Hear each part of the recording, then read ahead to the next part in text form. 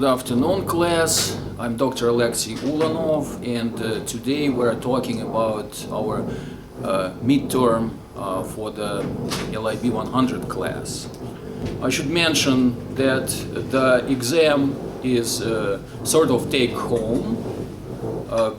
You'll be given maybe a week or more than a week to complete this exam, a little bit more than a week to complete this exam.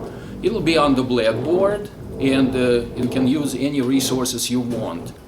Also, there is no time pressure for this exam, meaning you can log on, you can work on the exam, then log off, and then come back again.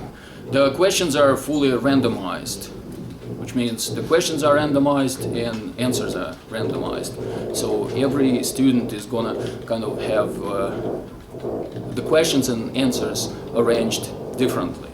And the arrangement, your arrangement is going to be different from the arrangement which I'll use to discuss the topics. The exam will consist of 15 multiple choice questions, 3 points each, and 55 true-false questions, 1 point each, which adds up to 100%. Well, at this point, I'm going to show you how to access the exam on the blackboard.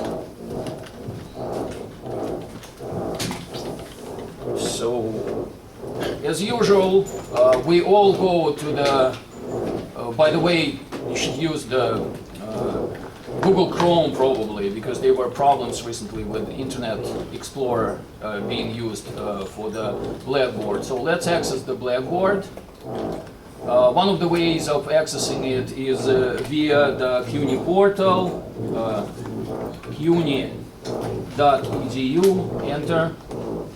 And then you go to log in, you go to the blackboard, and then you're log on, and your password.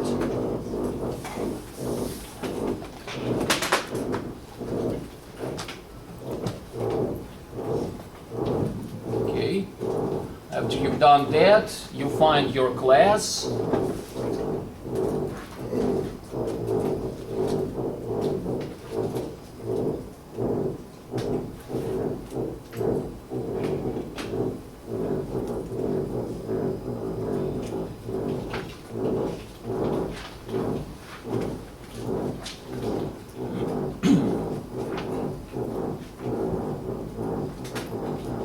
Once you're in your class, you can start looking for the exam. But before I do that, just briefly, I'm going to show you where the PowerPoints are once again.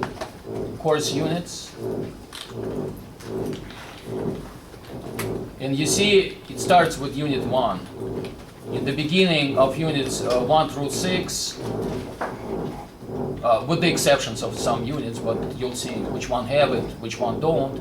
In the beginning, they have PowerPoints. And like Unit 2, you see the 4 PowerPoints. Some of them overlap, because I mentioned we have 2 different sets.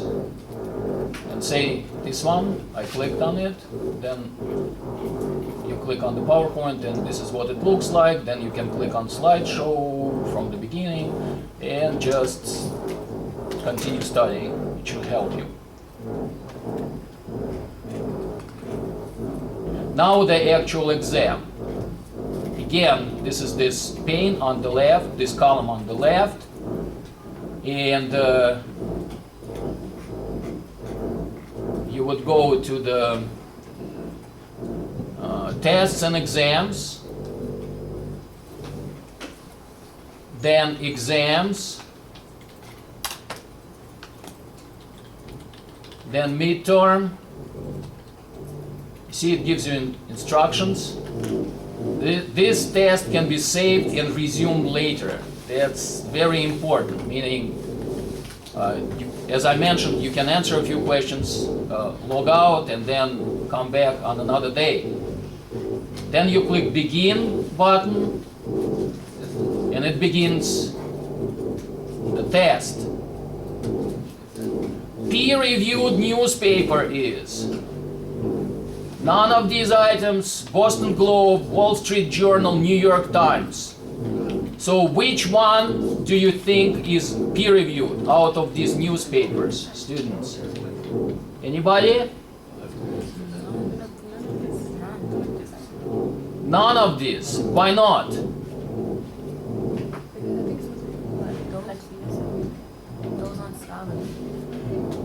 It's because newspapers are never peer-reviewed. What is the peer-reviewed materials? It's peer-reviewed journals, peer-reviewed journal articles for the most part. Sometimes conference proceedings, they use peer reviewing procedures.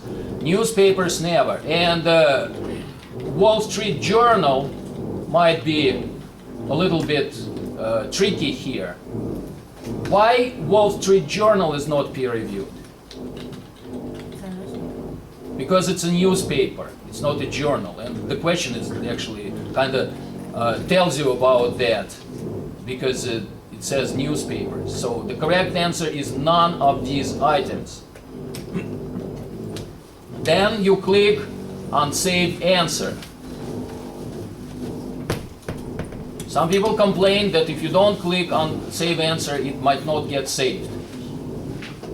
So please make sure you click on Save Answer. And then you click on this arrow to go forward.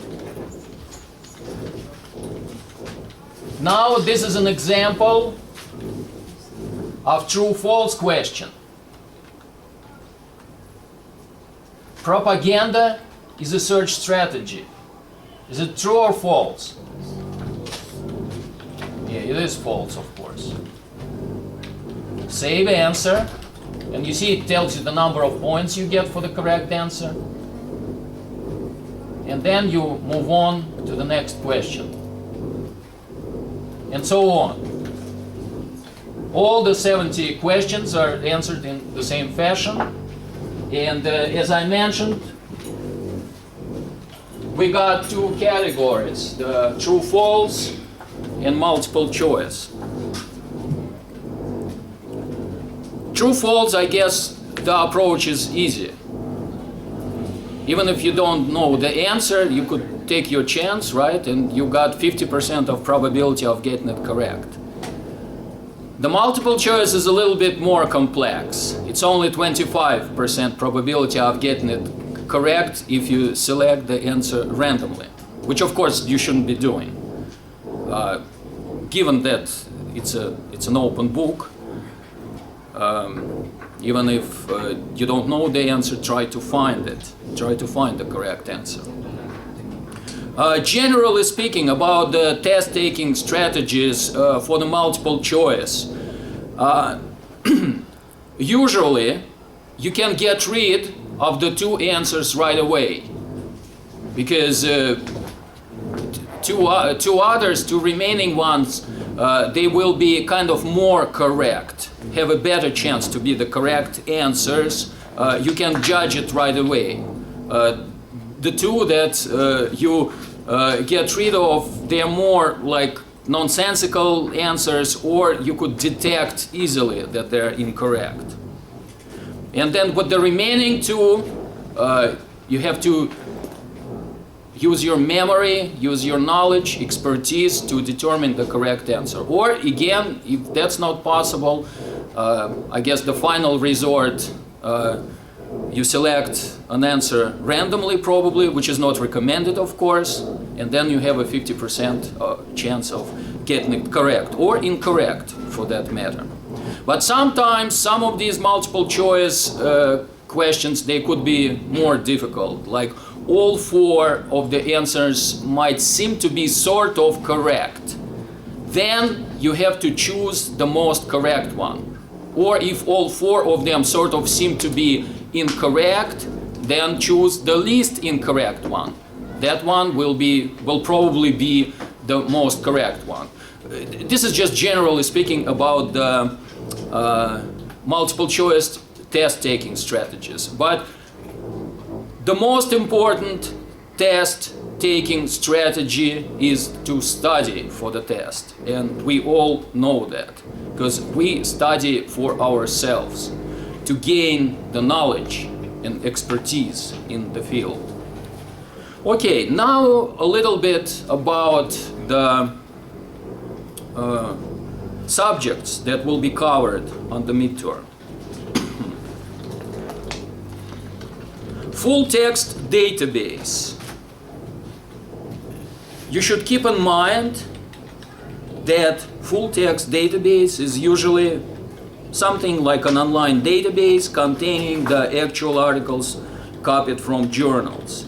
Like if it says something like that it's a paper database of ancient texts, for instance, that would be a stretch. Or if it's database management system, because the database itself is not a management system. They use management system as part of the database, but that's not the overall database. Or if it says that it's e-journal, that's kind of also not completely correct, because the full text database, as we know it, usually contains a variety of materials from different titles from different journals. So you kind of couldn't say that it is an e-journal. Again, you really need to compare the answers and see which one of them more correct. That's the strategy. Because some of them could be like 30% correct, sort of speaking metaphorically. Some could be like 50% correct. You need to look for the one that has a potential to be 100% correct. So some kind of comparison and of course strategy of elimination could be used. Library of Congress classification system call number, and I'm talking here about this number. Library of Congress classification call number. Telephone number that you can call the Library of Congress. That's the category where you get rid of the answer right away, because it's kind of goofy, telephone number. Or telephone number that you can use to call the reference department of the Library of Congress. Same thing. Now where it becomes trickier.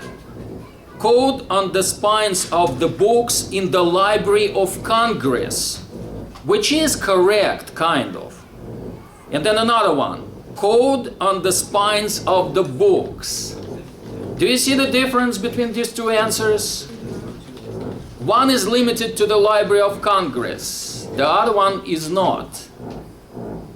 And the trick here is that LC classification system is not only used in the Library of Congress, it is also used in academic libraries, in some other libraries too, which makes the answer code on the spines of the books correct.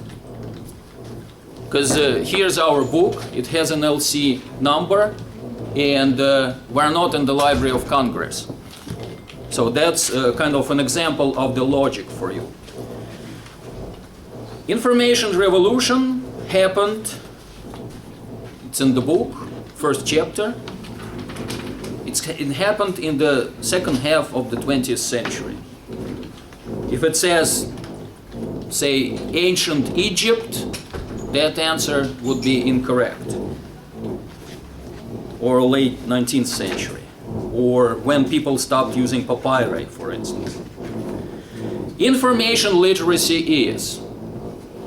This is an important one. We should understand how information literacy is different from the computer literacy, for instance. Computer literacy is more concerned with subjects like hardware or software, some information based on that. Of course, it's not limited to that, but information literacy is ability to locate, evaluate, and use information effectively. It's more about information. We cover lots of information technology here, but information technology is a vehicle for us to access the information. And again, ability to locate, evaluate, and use information effectively. And it makes it different from the computer literacy, so you should understand that difference. www.gutenberg.org. This is a URL of Gutenberg Museum, Project Gutenberg, website of the Librarian of Congress, the database containing peer-reviewed ebooks. It's a Project Gutenberg, of course, and we remember that. That's one of the oldest free projects on the web.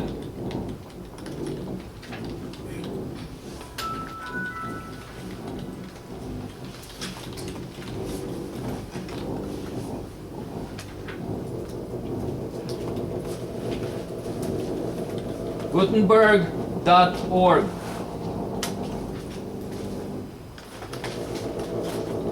And then it's free, but it contains only non-copyright materials. That's what made it possible to make it free.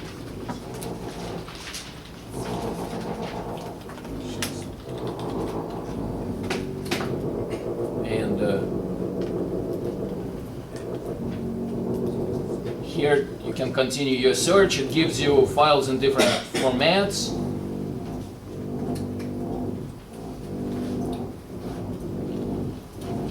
And this is the actual book in one of the formats, in the simple text format. Okay, just reminding you about Project Gutenberg.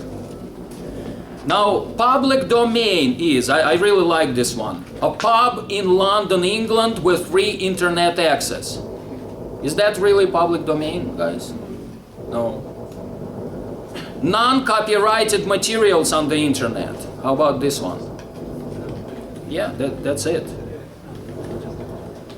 Online database might contain full text, journal articles, legal cases, all of these categories. All of these categories, of course, they're all contained in the online database, including full text, journal articles, and legal cases. Dewey Decimal Classification System. Where is it used? That's what the exam will probably be asking you. We are an academic library, and this is our classification system.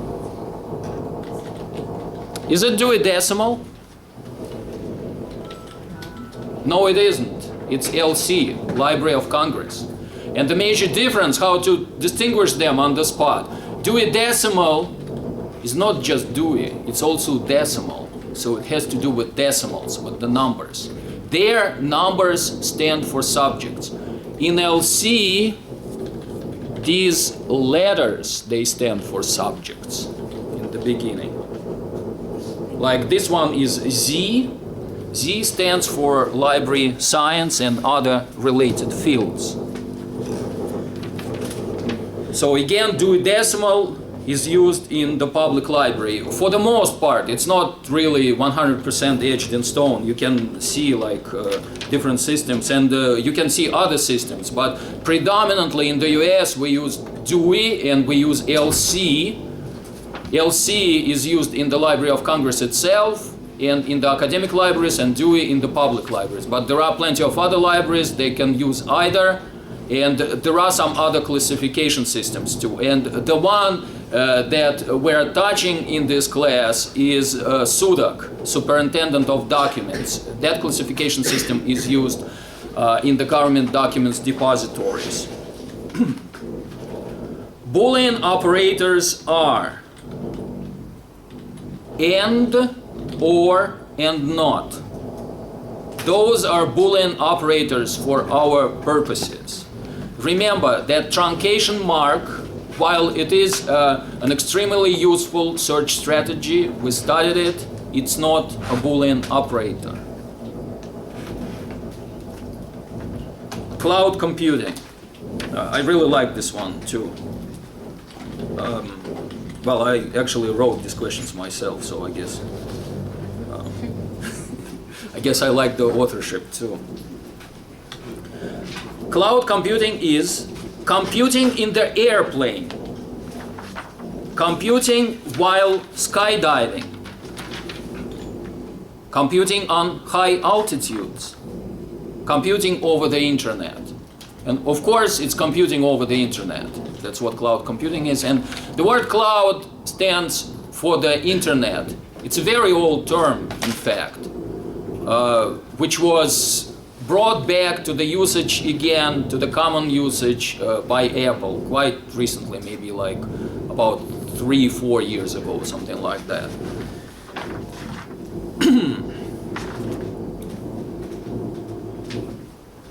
Information haves and have-nots. Haves are people who have something, have-nots are people who don't have something. And here we're speaking about the information. Like academic librarians. Is that the correct answer? No, because they are only information haves. You have to find the answer that talks about both haves and have-nots. So make sure about that. Kindle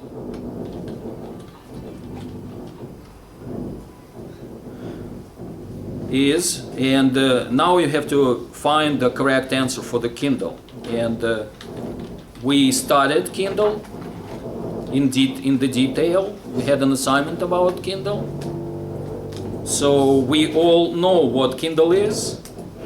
And we also know that it's associated with Amazon.com. Keep it in mind. TOC is a table of contents, true or false. Well, this is common sense. Well, which actually calls for the knowledge of the traditional usage of this abbreviation. And, well, it is true. TOC is a table of contents. Title page is the main page of the book, displaying full and correct information on the title, author, and publisher. And guys, it's up to you to figure out whether it is true or not. Net library is an ebook online database. And just we'll show you the net library. Once again, you need to get to the library website.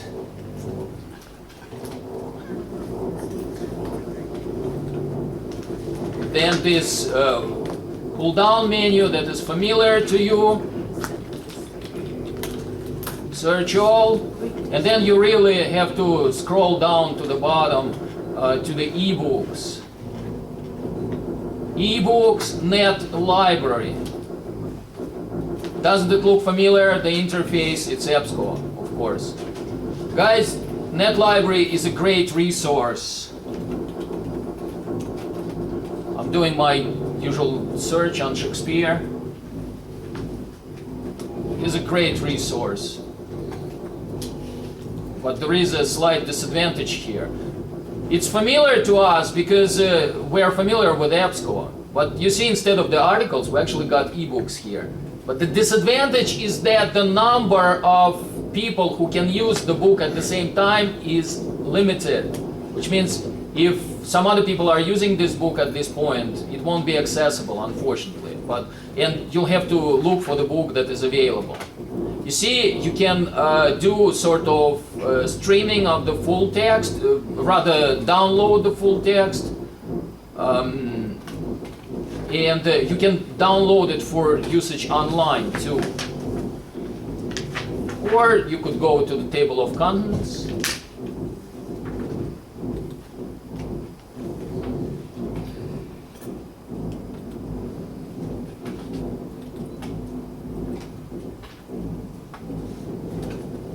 Okay, at this moment I think it might show you that the book is not available if other people are using it. Hopefully it's not the case for us right now, no. And you see, you can print out the page, you use these arrows to go to the next pages, and so on. There is more on this in the ebooks discussion that we also have online. So you can check there for more details.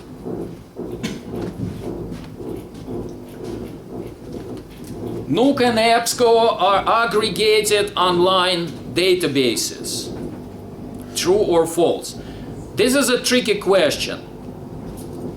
What do you do if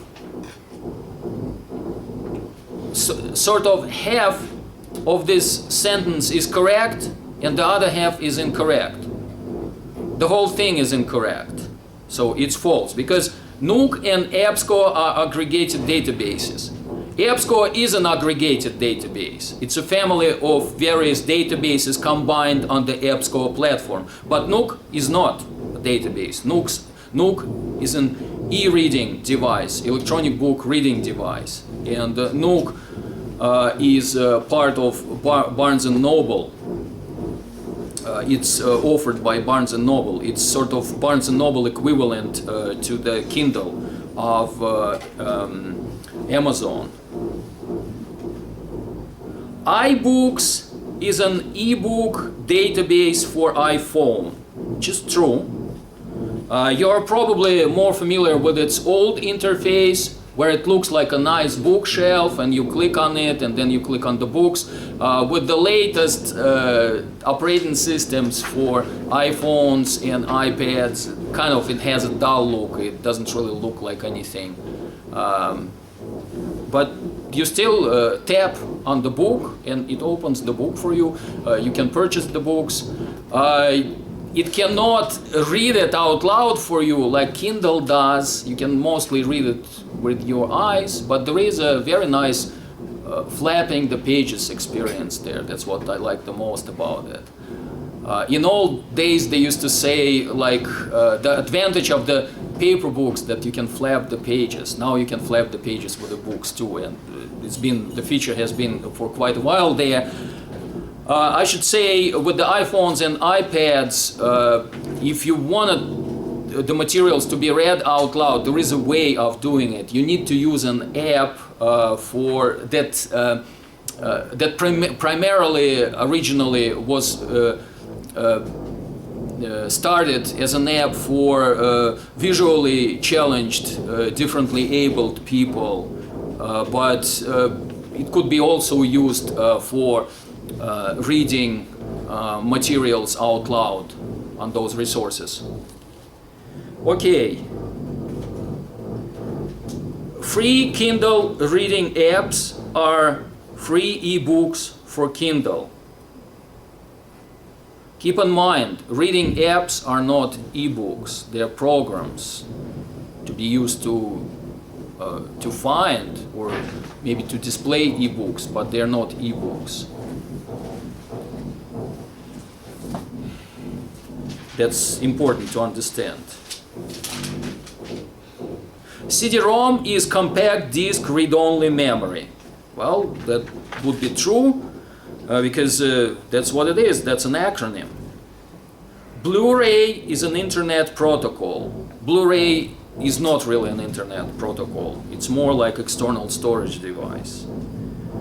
Archives contain only peer-reviewed journals, which is not true. Archives could contain anything. Moreover, they usually don't contain peer-reviewed journals because peer-reviewed journals are normally in the periodicals section or in an online database. But sometimes they can happen to be in archives too.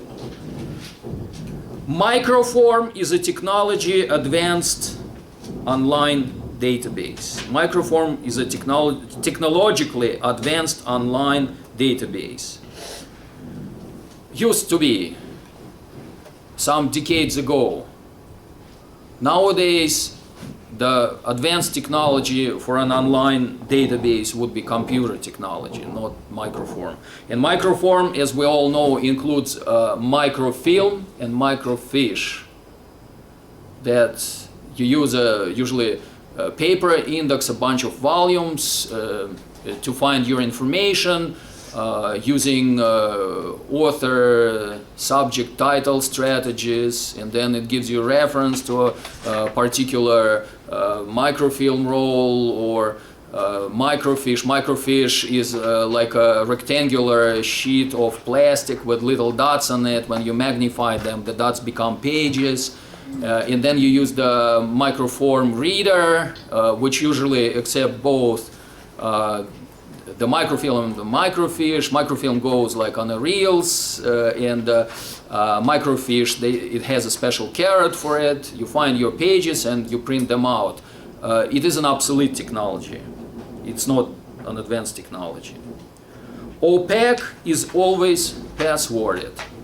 OPAC is online public access catalog, as we all remember, and normally it shouldn't be passworded. As a matter of fact, most often they're not passworded. Licensed databases are passworded, but not the OPAC. I like this one. WorldCat is a feline that was chosen to be a mascot for an advanced online database. Well, it's up to you to decide whether it is true or false. By the way, cat stands for catalog, not really for a feline in this context. And we're all familiar with the WorldCat, of course. OCLC is a database of bibliographic records, which is true, and WorldCat is actually the interface that we use for OCLC. OCLC started some decades ago as Ohio College Library Catalog, I believe. And then, like some smart people there thought, like when a library or some other information center, when they get a new book, they always catalog it from the scratch. And they thought, why do we need this duplication of effort? Somebody can catalog it once and then put it in the database, and other people, they can refer to that record. They can copy it completely or change certain things there, and the new versions can also be put in that database. That's how they started, and this company became successful. Eventually they renamed themselves. They kept the old acronym OCLC, but nowadays I think it's Online College Library Online College Library Center, something like that. So you can see the idea. And they have a few brands and a few interfaces. OCLC is the oldest, and it is used more in the professional world of catalogers.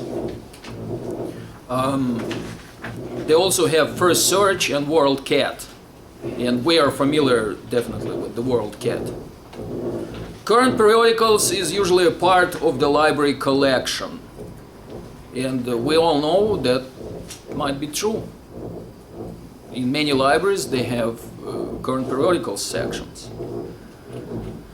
Also, we should know that current research is the research that has been done in the last 5 years. GovDocs are government documents and other peer-reviewed publications. Keep in mind that GovDocs are not often peer-reviewed. They might be if a government document is a peer-reviewed journal, but usually they're not. Research is systematic investigation to find information. This one I leave up to you guys. Thesis statement is the last paragraph of the paper. So, yeah, think about it. Is it the last? Or maybe the first? Well,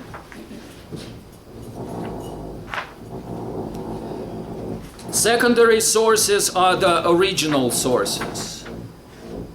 Think about it. Maybe, what about primary sources then? Primary sources contain interpretations of the secondary sources. Is it really true? Could it actually be vice versa? Tertiary sources are the ones that contain only 1/3 of the information of the original source. Tertiary, that we have primary, secondary, and tertiary. Is tertiary really the ones that contain 1/3? Or could be that tertiary sources is like primary is the original, secondary is sort of interpretation on the original, and tertiary is usually considered the indices and guides to the original and to the secondary. So think about that. Citations give credit to the authors whose ideas are mentioned in the paper. Well, that's what citations are for. Quotations are used for borrowing some information verbatim. Think of the difference between citations and quotations.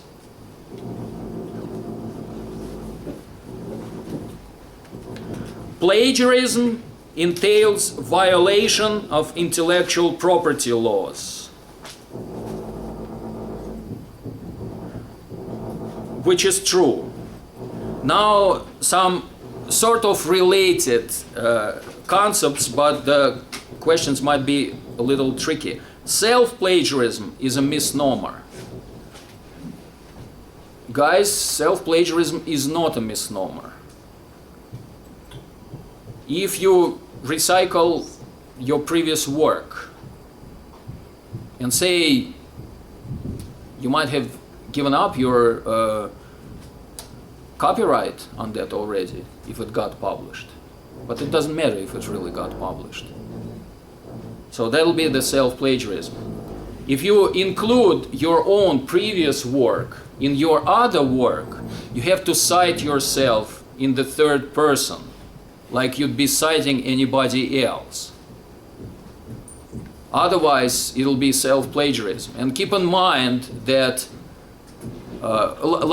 why that concept have originated, it probably has to do with that model that I just described to you. Say you wrote a book, you published it, you gave up your copyrights, and in return the publisher might be paying you royalties, like 10% from every book sold, for instance. You don't own the copyrights anymore. And then you write your second book and include half of your first book in it.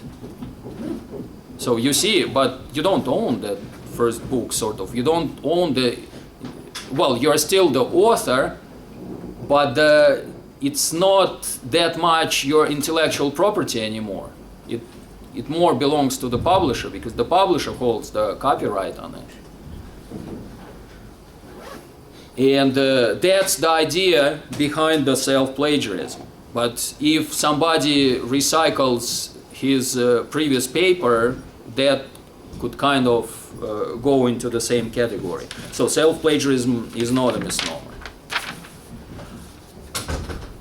Unintentional plagiarism is when you forget to cite your own work. This might be tricky, guys. Your own work. It's self-plagiarism. It's not unintentional plagiarism. Unintentional plagiarism might be something else. Unintentional plagiarism might be when somebody plagiarizes something without having an intent to do so, like by accident or something like that. Does it exonerate that person? Not really. So that'll be the unintentional plagiarism. Copyright is one of the legal doctrines related to the intellectual property laws. What is intellectual property laws? We have copyright, we have patent, we have trademark, and trade secret. I mean, everybody knows what copyright is and the related doctrine of fair use, right? Fair use makes some exceptions to the rule that the work cannot be reproduced without the publisher's consent. Like, let's take this book, for instance. Let's take a look at this book. What does it say here? This is the title page, right? And then you go here. It says, all rights reserved, no part of this publication may be reproduced, stored in a retrieval system, or transmitted in any form, by any means, electronic, mechanical, photocopying, recording, or otherwise, without the prior written agreement of the copyright owner. But still, the school provides copy machines for that. Does the school become a partner in crime? No. There is a fair use doctrine which makes an exception to these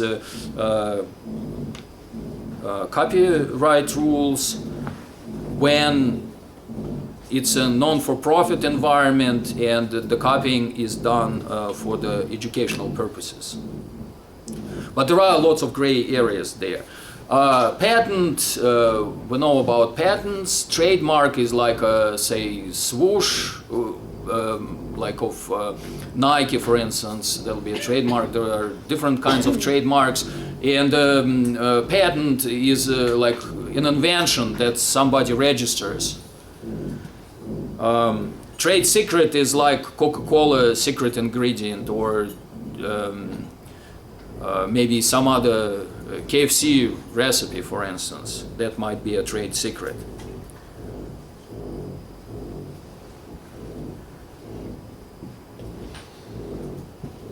Database management software is an app originally designed for the field of management.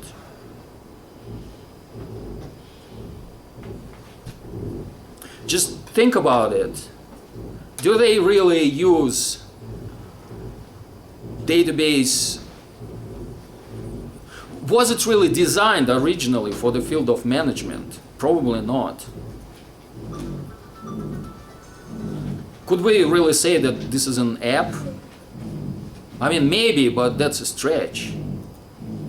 It's more like a program, like application. And of course, we could say that app is an abbreviation for application, but app is more a specific kind of application designed like for the mobile devices. Truncation is a Boolean operator. We talked about it already. Truncation is not a Boolean operator. Full text is when you can see the actual document on the screen of your computer.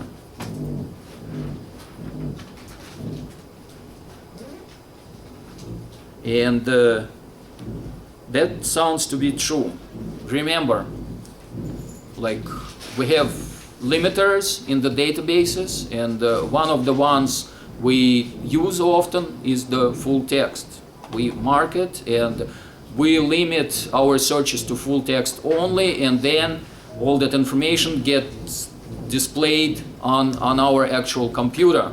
That means we don't need to go to look for it on shelf. That's the full text for our purposes. Limiters help you to delimit your search in online databases like EBSCO. It's kind of related to what I just explained. Exporting to RefWorks is having an online database to send a citation for a document to the online bibliographic management software, which kind of describes the process pretty good. Bibliographic databases are the ones with no full text documents, like say WorldCat, we just talked about. Although they start getting some full text where, say, it's available for free on the internet. But the idea is that, like bibliographic databases, they just give you the reference. They don't give you the full text, for that matter. They don't give you the actual access to the actual resource. Aggregated databases are families of smaller databases like EBSCO or InfoTrack, and they are. You remember we already actually touched upon it today. Aggregated database is a family of databases that's a platform which includes a number of small, well, relatively, I mean, they're not really small, but smaller databases. Full text database is the one that has some full text articles. Some might be confusing here, but please keep in mind, like, think, why do we need to use full text limiter in the full text database? Because some of the material there is not really full text, but the rest of the material is full text. That's why some. Natural language is when you connect the keywords by means of Boolean operators. Is it really natural language? Wouldn't natural language be a strategy that we use searching, using Google, for instance? That would be the natural language. Ask Jeeves was the first search engine that introduced natural language. And containing keywords by means of Boolean operators might actually be something else.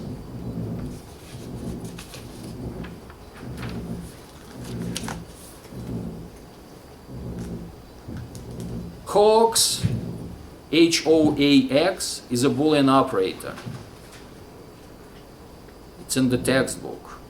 And we know Boolean operators are and, or, and not.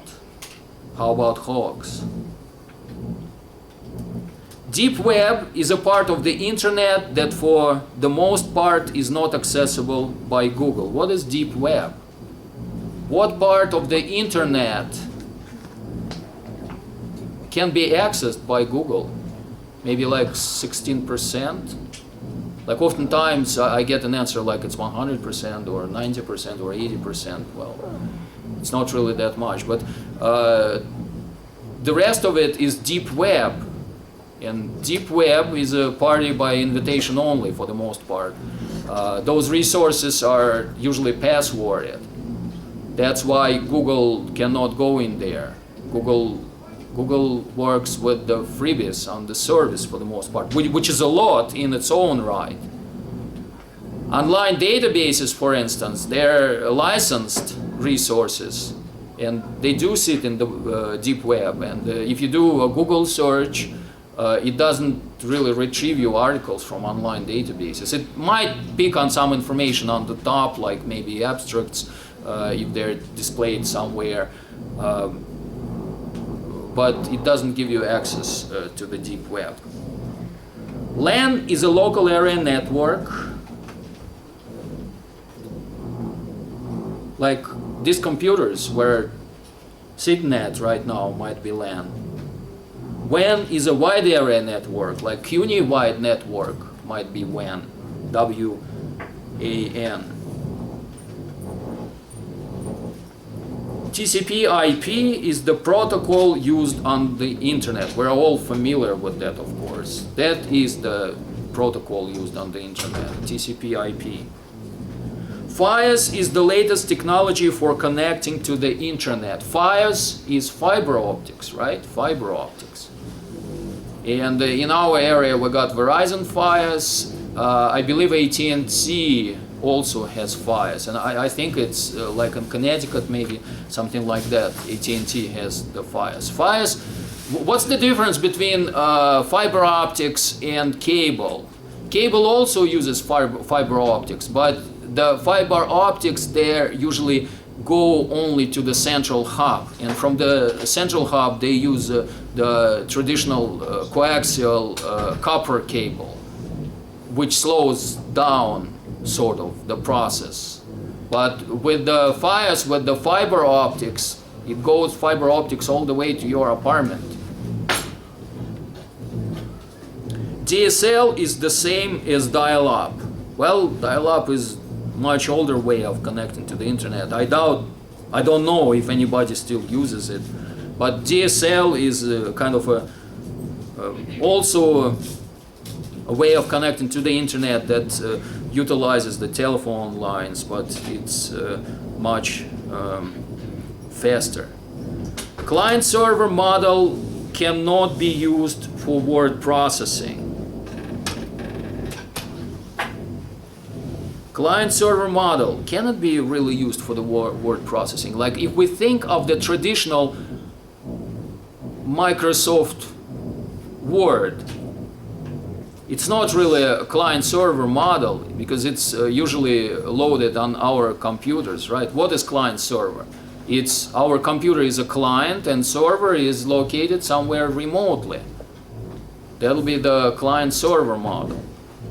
And if our Word is on our own computer, that's not the client-server. But what if we're using like Google Docs or some other online word processor or some application that contains a word processor? Does it mean that client-server model can be used for word processing? Maybe it can. Think about it. Telnet used to be part of the pre-web internet, which is true. It used to be it used to be used for transferring files, but it still exists. But it doesn't seem that lots of people are using it anymore. Hypertext is the text containing links to other texts. Well, that's what hypertext is. HTML is hypertext markup language used for the internet. And HTML is an abbreviation, an acronym for hypertext markup language, and of course it is used for the internet. Blog is a posting on the web. Might be true. And by the way, blog stands for the weblog. That's the abbreviation for the weblog. URL is the internet address. It is an internet address. Uniform Resource Locator, that's what it stands for. Spiders, crawlers is a software that is sent by search engines to catalog the internet. Think about it, like what does Google do? It sends its spiders and crawlers that travel over the internet, look for new sites, for new resources, send that information back to the Google server where it all gets cataloged, right? And then you do your search, you use natural language, you type in your query in the Google search box, and Google does the parsing behind the scene. It isolates the major keywords, connects them maybe with Boolean operators, maybe like AND for the most part, and then this version of your parsed search formulation is matched against the information in the Google database, which you remember had been cataloged. After spiders and crawlers travel the internet and send all that information there. Online databases might generate better search output for scholarly research than Google. Well, for obvious reasons. Google is a free resource, and say Google Scholar might provide you with lots of useful information, but it mostly will be bibliographic. They will have very few full text. They will have some full text, and Google Scholar is a great resource, but it won't be as many full text articles as in the licensed online database. And licensed online databases, they usually require subscriptions. Okay, guys, it pretty much concludes my little review of the exam. And good luck. It should be fun. Should be fun. Yes.